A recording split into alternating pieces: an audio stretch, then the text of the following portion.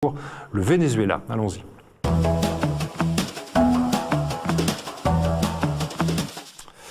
Bonsoir Christophe Ventura. Bonsoir. Vous êtes chercheur et journaliste. On retrouve régulièrement vos très bons papiers dans le monde diplomatique et aussi sur ce site que je recommande à ceux qui ne le connaissent pas, Mémoire des luttes. Le scrutin présidentiel du week-end dernier au Venezuela a provoqué pas mal de crises d'urticaire dans le monde et dans la presse. Alors avant de commencer, peut-être une question très simple. Quelle lecture est-ce que vous faites des résultats ? Je pense que les résultats, indépendamment de la polémique qui est médiatique, qui parcourt le monde, j'ai envie de dire un petit peu comme à chaque élection vénézuélienne depuis de trop nombreuses années, qui fait que on sait que tout ça va en fait retomber pour ouvrir un scénario qui, hélas, n'est pas tellement enthousiasmant en réalité, puisque cette élection, du fait qu'elle était déjà dénigrée, qu'elle était déjà délégitimée d'office à la fois par Washington, l'Union européenne, le gouvernement français de Emmanuel Macron, mais aussi 14 pays du groupe dit de Lima, qui représente en gros tous les pays sud-américains et pas des moindres, le Brésil avec son gouvernement non élu, présidé par Michel Temer, l'Argentine de Mauricio Macri, etc., du Canada, du Mexique, etc., qui déjà avait dit avant, de toute façon, on ne reconnaîtra pas les résultats. Donc en fait, ce qui se passe, c'est que de ce point de vue-là, Nicolás Maduro était avant un président honni, détesté, etc., par tous ces gens-là. Aujourd'hui, il le considère illégitime au pouvoir. Donc ça ouvre un scénario qui peut nous emmener dans des situations assez dangereuses. Mais alors, intérieurement, les rapports de force politique, est-ce qu'il y a quelque chose de nouveau dans ce qu'on a vu voir, même si la participation était de combien 60, un peu moins de 60, 40 et quelques pourcents. En tout cas, elle était inférieure à 50%. Oui. Quels sont les nouveaux rapports de force, s'il y en a ? En fait, cette élection a confirmé une tendance. En fait, j'ai envie de dire, il n'y a pas grand-chose de nouveau en réalité dans l'élection. Ce qui est nouveau, c'est ce que je vous ai dit avant, c'est l'écosystème international et la pression qu'il y a dans l'introduction, l'immixtion des gens dans la vie politique vénézuélienne. C'est ça qui est nouveau. Parce que les résultats, ils nous montrent quoi ? Ils nous montrent un Nicolás Maduro qui devait absolument réunir tout son camp pour cette élection, et c'est ce qu'il a fait. Il a obtenu à peu près 6 millions de voix sur 20 millions de Vénézuéliens. On est dans les eaux, j'ai envie de dire, assez hautes du vote chaviste au Venezuela. 1 million de voix près, c'est la même chose que la dernière fois. Voilà, c'est ça. Donc, de ce point de vue-là, il a été élu avec, en proportion du nombre d'inscrits au Venezuela, de manière plus importante que pas mal de dirigeants mondiaux actuellement au pouvoir, comme Donald Trump ou Mauricio Macri ou Sébastien Piñera au Chili, qui ont été élus avec moins en part d'inscrits, si je puis dire. Mais, comme vous l'avez dit, l'abstention est quand même forte. Il ne faut pas nier ça.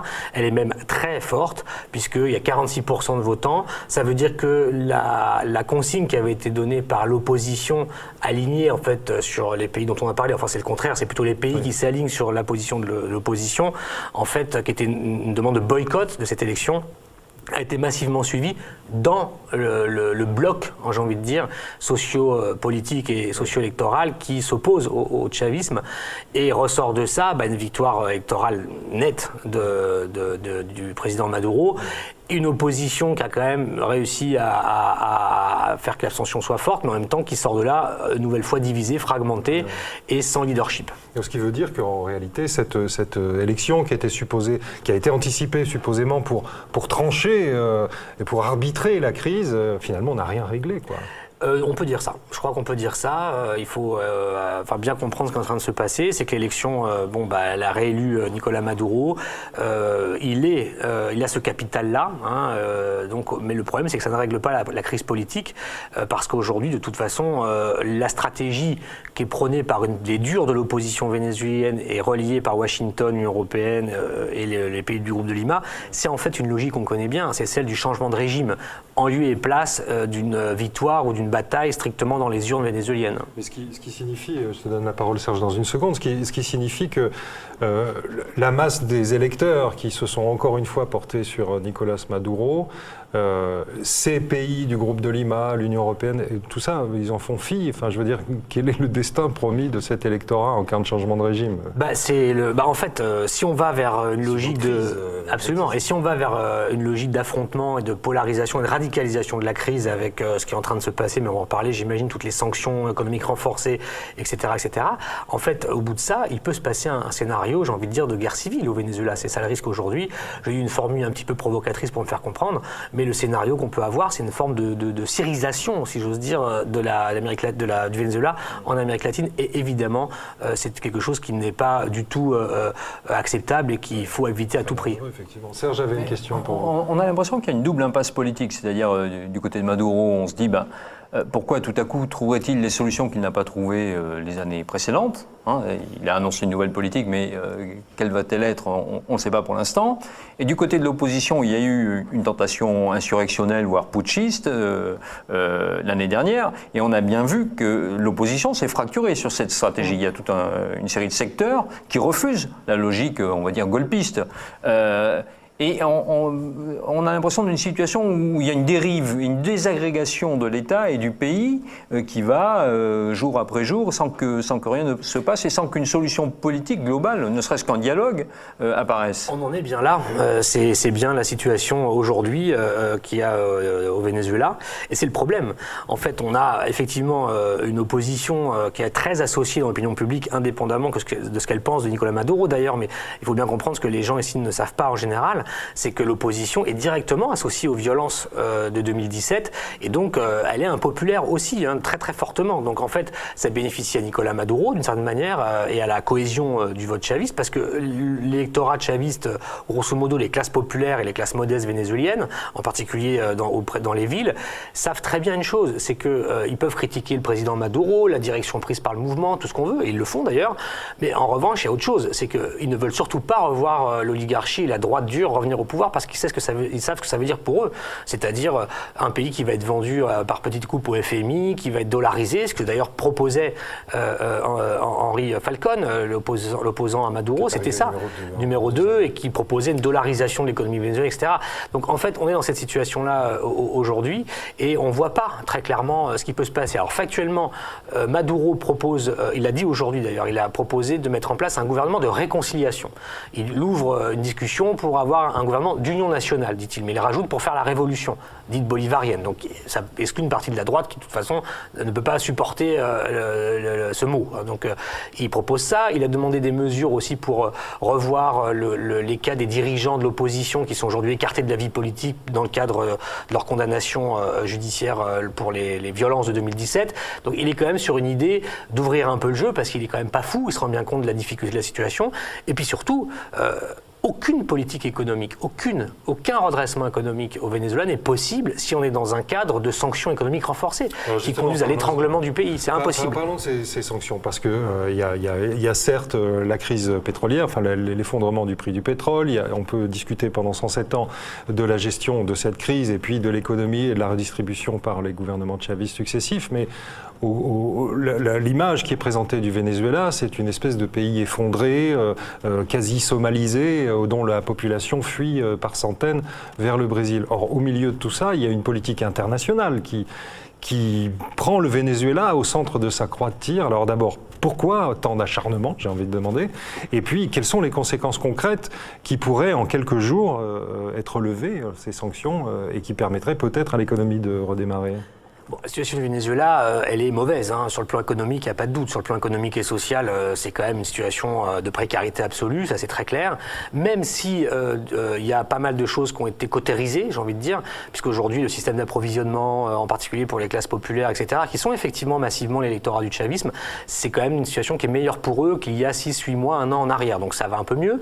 Même si la production du pétrole vénézuélien a baissé du fait des dernières années de la crise, etc., du sabotage, puis du manque d'investissement, tout ça en même temps, a fait que la moitié de la production aujourd'hui a disparu. Mais en fait, ce qui est en train de se passer, c'est qu'il y a plutôt une hausse des cours du pétrole actuellement. Le baril est repassé à 70-80 $. Les experts pensent qu'il va arriver à 30. Voilà.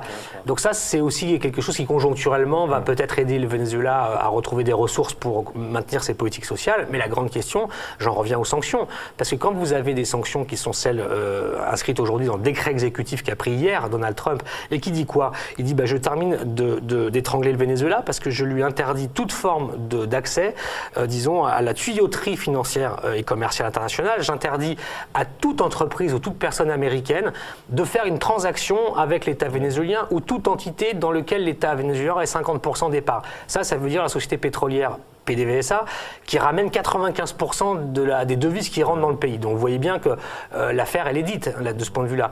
Vous rajoutez les 14 pays du groupe de Lima qui disent maintenant nos banques, nos organismes financiers pourront faire une transaction avec l'État à la condition que ce soit l'Assemblée nationale tenue par l'opposition qui donne son feu vert. Donc c'est une manière de dire nous ne reconnaissons pas le gouvernement élu, c'est l'Assemblée nationale et l'opposition qui permettra qu'on commerce ou pas avec le Venezuela. Donc dans ces conditions-là, de toute façon, on peut dire ce qu'on veut, mais les grandes larmes de crocodile que beaucoup font tomber en disant ce pays est en crise humanitaire, c'est terrible, etc., etc., tous ces problèmes-là, évidemment, avec ce qui est en train de se passer, on va tous sauf les résoudre, on va les démultiplier de manière absolument affolante. Mais alors pourquoi est-ce que l'Union européenne, et en particulier la France, joue la politique du pire avec les États-Unis ? On se le demande, très franchement, on se le demande. Alors, on voit bien, comme d'ailleurs Donald Trump au départ, chez lui aux États-Unis sur la question vénézuélienne, en fait c'est d'abord, faut lire ça toujours à partir d'une question de politique intérieure, parce que le Venezuela c'est pas le cœur de l'agenda de la politique étrangère française, pas du tout.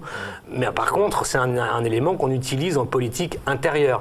Ça permet en gros de discréditer, de disqualifier des adversaires dont on dit qu'ils sont en gros la copie ou l'inspiration de ce que l'on critique. Donc ça sert d'abord à ça en fait, cette affaire vénézuélienne dans le cas français. Ensuite, on peut imaginer, mais peut-être que je spécule, hein, mais on essaye d'avoir des dossiers sur lesquels on est bien collé avec Trump pour nourrir une relation spéciale qu'on essaye d'avoir quand on est soi-disant humilié, enfin sur d'autres sujets en rupture avec eux, ou humilié comme on l'est sur d'autres dossiers des relations internationales comme l'Iran, etc. Ça permet quand même d'avoir un dossier sur lequel à peu de frais, en fait, eh ben, on est solidaire, on est actif, on est avec Washington, on ne les laisse pas tomber, quoi. Donc il y a certainement ça qui joue aussi. Et puis je me pose des questions sur réellement, effectivement, comment les décisions sont prises à l'Élysée, parce que aujourd'hui on est plutôt une diplomatie au Quai d'Orsay qui était anti-Maduro, mais qui était quand même pas non plus dans une rupture franche ou qui n'était pas sur l'idée de s'aligner sur les franges dures de la droite vénézuélienne. Aujourd'hui, à l'Élysée, c'est ce qu'on fait. Donc c'est vrai que je m'interroge. En tout cas, c'est dommage parce que la France existe au Venezuela, elle a une image, ça veut dire quelque chose, Paris, en Amérique latine, du point de vue politique, historique, des références aussi, d'une certaine vision de la répartition de l'influence et du pouvoir au niveau international. Bienvenue Simon Bolivar à Paris. Exactement, voilà, ça veut dire quelque chose tout ça pour les Latino-Américains, et ça veut dire toujours un rapport à Washington qui doit être dans l'indépendance et pas le suivisme.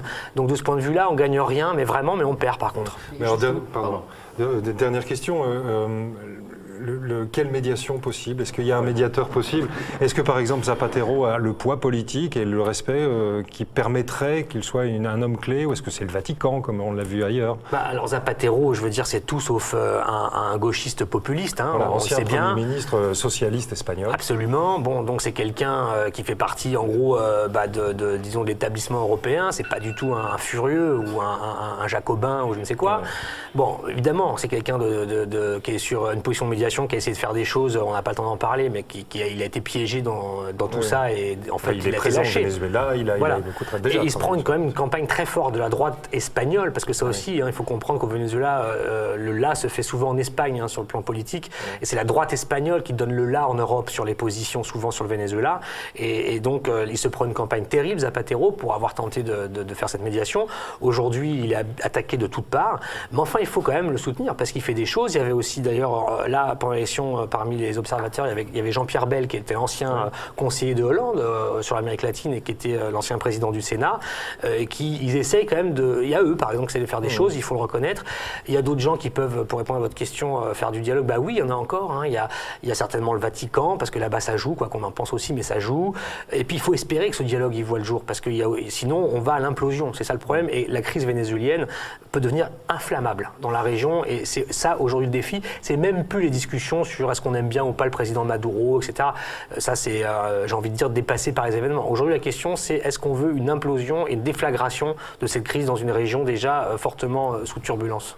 Entendu. Merci beaucoup Christophe Ventura. Merci infiniment pour ces éclaircissements. Merci. On continuera à suivre évidemment cette histoire et ce pays immense qui est au centre de l'attention en Europe, alors que d'autres le sont moins, comme le Brésil par exemple. Merci.